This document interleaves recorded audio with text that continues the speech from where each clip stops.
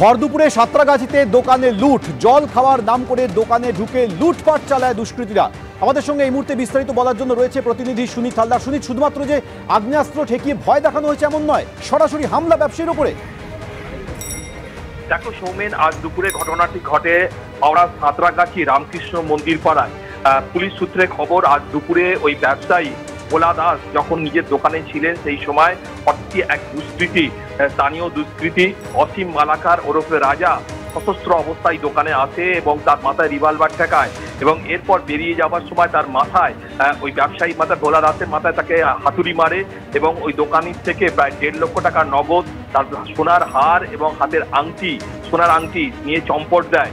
এই ঘটনায় গোটা এলাকায় আতঙ্ক ছড়িয়ে পড়ে এবং রক্তাক্ত অবস্থা ওই ব্যবসায়ী যখন দোকানে পড়েছিল সেই সময় তার ছেলে গৌরব দাস আসে, দেখতে পায় বাবা পড়ে আছে, সঙ্গে সঙ্গে তাকে তুলে নিয়ে গিয়ে একটা বেসরকারি হাসপাতালে ভর্তি করা হয়েছে, সেখানে চিকিৎসাধীন আছে এবং এর পাশাপাশি সাঁতরাগাছি থানার পুলিশ গোটা ঘটনার তদন্ত শুরু করেছে। যদিও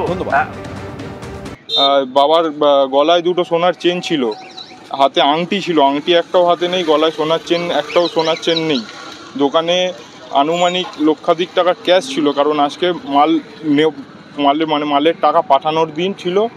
আর লক্ষাধিক টাকার মতো ক্যাশ ছিল, প্লাস দোকানে আপনার 3টে মোবাইল ছিল, 3টে মোবাইলের একটা মোবাইল পর্যন্ত নেই। সবজির দাম আকাশ ছোঁয়া, মূল্য বৃদ্ধি নিয়ে বৈঠক করলেন মুখ্যমন্ত্রী মমতা বন্দ্যোপাধ্যায় এবং বৈঠক করে কেন্দ্রের ওপরেই দায় চাপালেন মমতা বন্দ্যোপাধ্যায়। কেন্দ্রকে আক্রমণ করে তিনি বলছেন ভোটের পরেই দাম বাড়ছে, ইলেকট্রাল বন্ডের টাকা তুলছে এবং তিনি প্রশ্ন করছেন যে রফতানি কেন বন্ধ করা হচ্ছে না। টাস্ক ফোর্সের ভূমিকা নিয়েও ক্ষোভ প্রকাশ করেছেন মমতা বন্দ্যোপাধ্যায়। দেখুন, এটা তো সারা দেশ জুড়ে নিত্য প্রয়োজনীয় জিনিসের দাম নাগালের বাইরে চলে গেছে। অ্যান্ড প্রাইস রাইজটা এটা কিন্তু স্টেট সাবজেক্ট নয়, এটা সেন্ট্রাল সাবজেক্ট।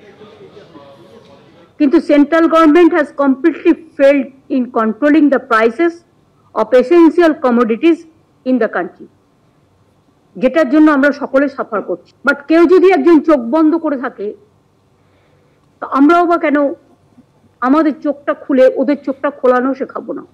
লাস্ট 10 দিনে আমার মনে হচ্ছে দামটা আরো বেশি বেড়ে গেছে। নতুন গভর্নমেন্ট ক্ষমতায় আসার পর হয়তো শেয়ার টেয়ারে টাকা তুলেছে বা পার্টি ফান্ডে টাকা দিয়েছে, কিছু একটা ব্যাপার হবে, আমি নাম করে বলছি না, বাট কিছু একটা হয়েছে যার জন্য সরাসরি মানুষের টান পড়েছে হেসেলে।